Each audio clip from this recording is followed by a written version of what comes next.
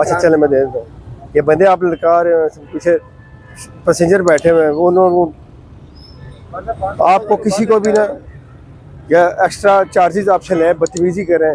1915 पे आपने कॉल करनी है, कोई एक्स्ट्रा बंदा यहाँ पे खड़ा करे तब भी आपने 1915 पे कॉल करनी है। यहाँ पे बंदा नहीं ये खड़ा कर सकते। एक कंडक्टर है जो आपसे किराया वसूल करेगा, इजाफी कोई सवारी नहीं खड़ी कर सकते, ना इजाफी किराया आपसे ले सकते हैं और ना ही ये आपके साथ बदतमीजी कर सकते हैं।